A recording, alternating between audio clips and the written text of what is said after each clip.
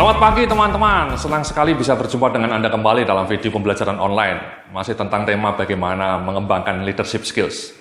Ya, high impact leadership skills. Dalam video sebelumnya kita sudah bicara mengenai bagaimana seorang leaders harus menjadi vision creator, ya, menciptakan visi yang jelas dengan tujuan yang konkret dan measurable. Kemudian di tahap kedua kita juga belajar bagaimana seorang leaders menjadi team developer, ya, pengembang tim yang solid, yang tangguh. Bersatu kita teguh, bercerai kita runtuh, Mas, ya. Bukan bercerai kita kawin lagi, ya. Bercerai kita runtuh. Kita harus menciptakan sinergi. Leader yang hebat harus menciptakan sinergi. 1 tambah 1 harus menjadi 4 atau 5 atau 6. Bukan 1 tambah 1 menjadi 2. Dan kemudian dalam video sebelum ini kita juga sudah bicara mengenai leader sebagai task allocator. Bagaimana seorang leader mampu membagi tugas dengan, mendelegasikan tugas dengan cemerlang, dengan efisien, dengan optimal.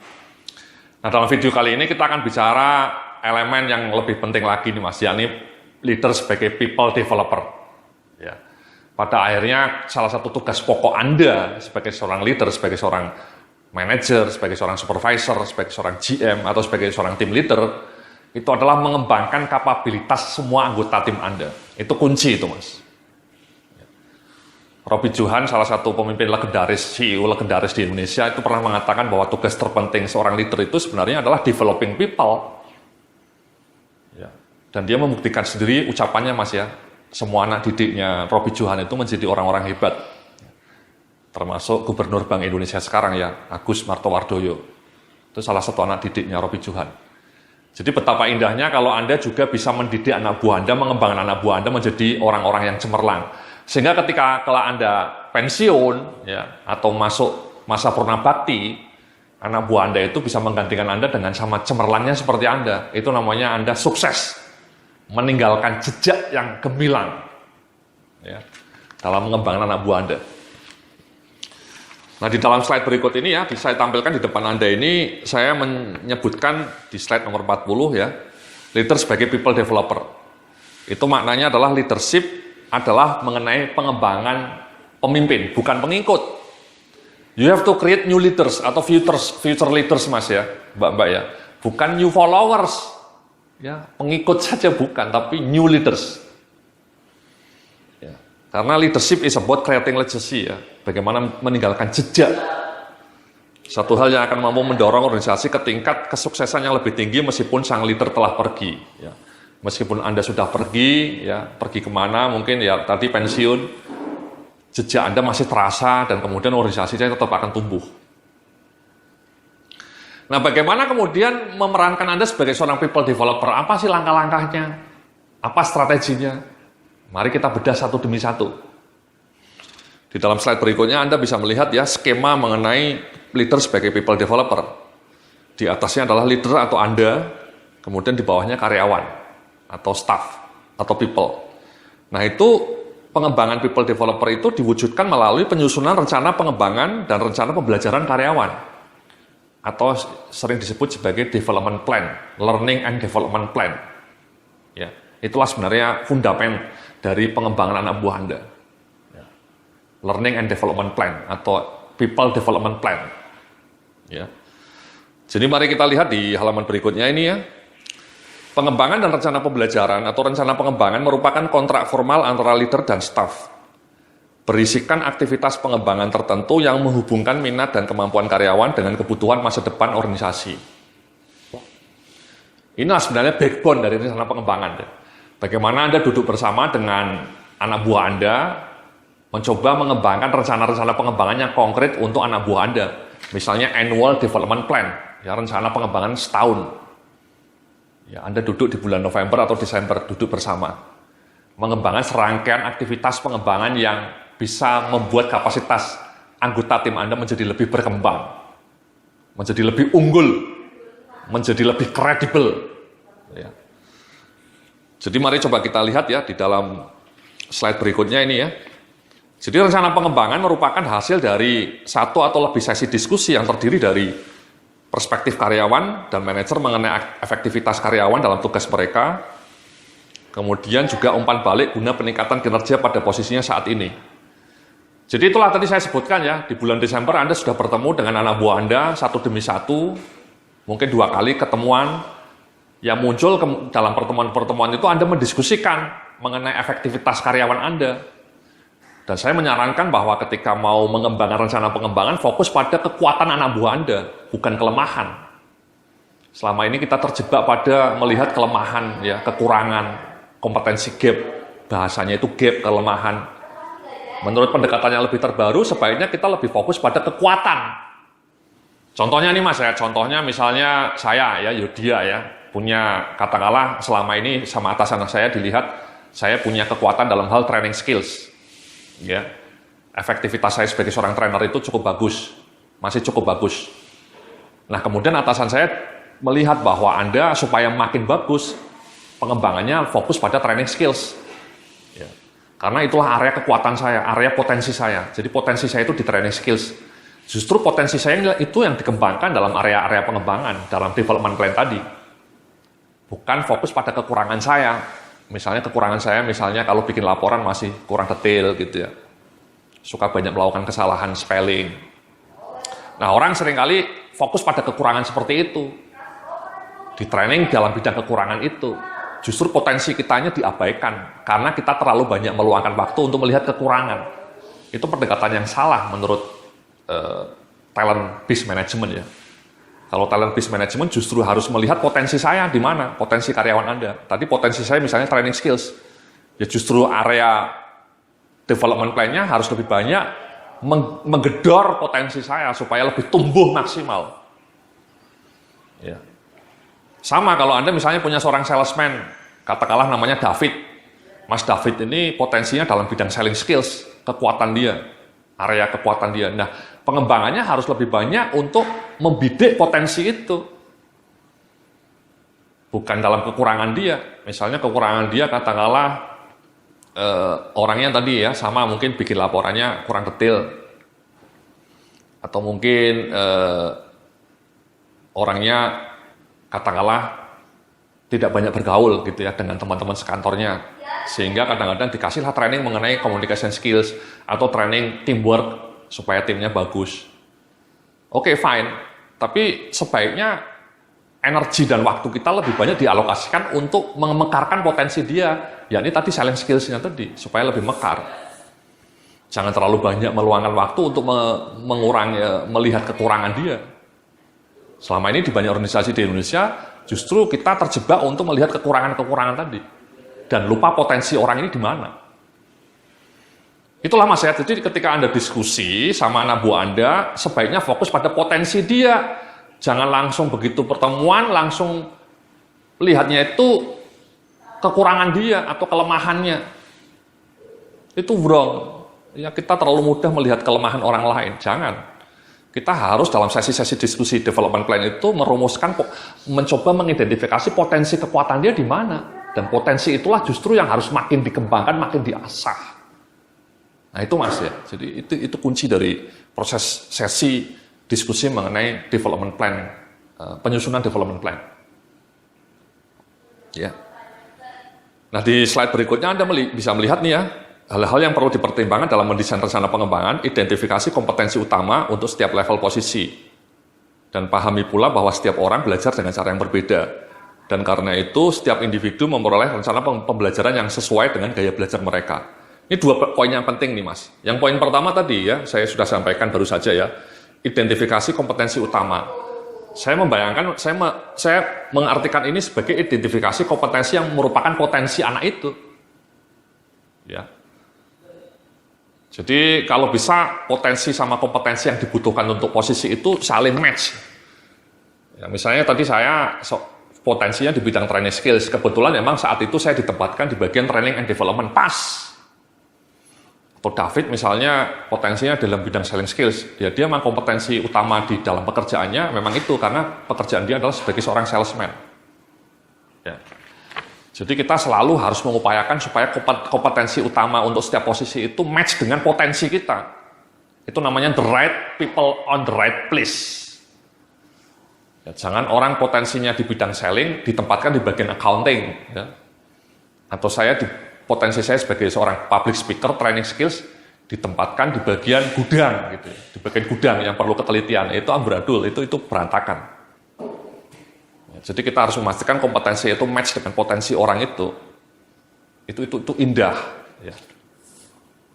Nah setelah match ya kita langsung gedor potensi-potensinya itu. Sekali lagi tadi contoh David dan contoh diri saya sendiri ya.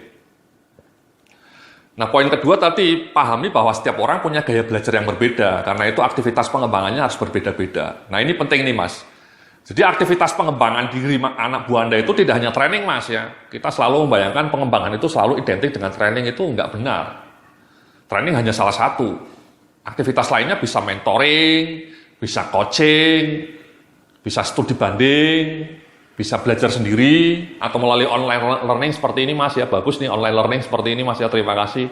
Anda sudah berlangganan dengan online learning saya ini ya. Mudah-mudahan Anda bisa bilang ke perusahaan Anda supaya karyawan-karyawan di kantor Anda berlangganan online learning ini ya. Anda bisa dapat komisi juga ya, bisa dilihat di edubisnis.net. Ya, online learning atau kemudian penugasan-penugasan baru, ya, proyek-proyek baru, dikasih tugas-tugas baru itu juga bagian dari pengembangan. Jadi tidak hanya training. Ya. Sekali lagi pengembangan itu banyak. Nah, itulah Mas ya. Jadi Anda harus duduk bersama, melakukan diskusi di bulan Desember untuk menyusun annual development plan si anak buah Anda mulai dari Januari sampai Desember. Annual development plan-nya itu sekali lagi tidak hanya training. Training hanya bagian kecil.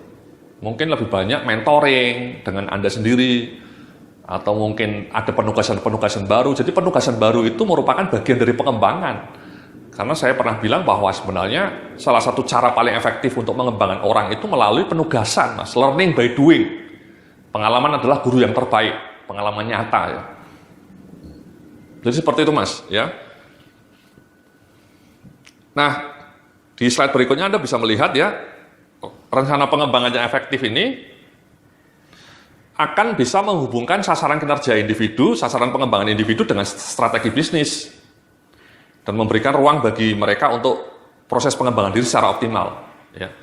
Jadi kalau Anda menyusun rencana pengembangan anak buah Anda, contohnya tadi David, ya Davidnya disuruh ikut training mengenai selling skills, dikasih penugasan-penugasan baru mengenai selling skills, Davidnya berkembang, organisasinya juga akan berkembang, karena kalau Davidnya makin bagus, jualannya makin laku, perusahaannya makin oke. Ya, sama misalnya saya tadi training skill saya supaya lebih mekar, saya dikasih penugasan. Penugasannya misalnya atasan saya minta saya untuk melakukan training ke semua kota utama di Jawa. Saya harus keliling ke Surabaya, Bandung, Semarang, Jogja. Itu penugasan baru. Ya, saya suruh ngasih training supervisory skills misalnya. Itu penugasan baru itu sebenarnya bagian dari proses pengembangan diri saya. Tapi at the same time, perusahaan juga untung karena saya bisa mentraining banyak orang ya. Dan kalau trainingnya berhasil kan kinerja orang menjadi makin meningkat Pak. Ujung-ujungnya bisnis perusahaan makin meningkat juga. Jadi ada simbiosis mutualisme antara diri karyawan dengan kinerja organisasi. Ya Mas ya. Nah, di dalam slide berikutnya ini kunci nih Mas ya. Tolong Anda susun rencana pengembangan anggota tim Anda. Ya, silakan dibaca ya. Jadi Anda tuliskan jenis aktivitas pengembangannya, kapan dan siapa yang terlibat, dan hasil yang diharapkan. Ini kunci nih Mas ya. This is serius.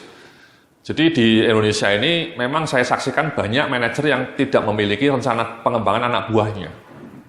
Itu kurang bagus Mas. Karena sebenarnya tugas pokok Anda sebagai seorang leader, sebagai seorang tim leader, entah supervisor, entah manager, entah GM, itu yang mengembangkan anak buah Anda. Dan idealnya pengembangan itu diwujudkan dalam satu kontrak tadi ya, format annual development plan yang konkret. Nah di Indonesia ini jarang ini yang melakukan itu dengan serius.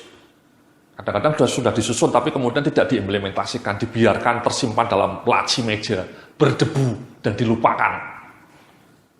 Ya, itu kurang bagus Mas ya. Kalau perusahaan Anda ingin menjadi top Marco top, Jos Marco Jos, ya Anda harus gigih mencoba menyusun itu, rencana pengembangan itu, dan kemudian mengeksekusinya. Nah ini contohnya tugas ini Mas ya, tugas tadi ya. Jadi tolong Anda misalnya punya dua anak buahnya Anda panggil lah, Anda susun jenis aktivitas pengembangannya apa, contoh konkretnya nih misalnya ya, tadi misalnya saya ya, pengembangannya saya harus keliling ke kota utama Jawa. Itu namanya aktivitasnya saya memberikan training ya ke berbagai kota di Jawa. Aktivitas pertamanya itu. Kapan? Misalnya di bulan Maret, April, dan Mei. 3 bulan berturut-turut keliling. Hasil yang diharapkan apa? Hasilnya adalah audiens peserta training puas dengan training saya. Peserta training bisa menyerap ilmu yang saya sampaikan. Jadi atasan saya ngasih ekspektasi seperti itu, Mas. Skor kepuasan pesertanya itu harus 4.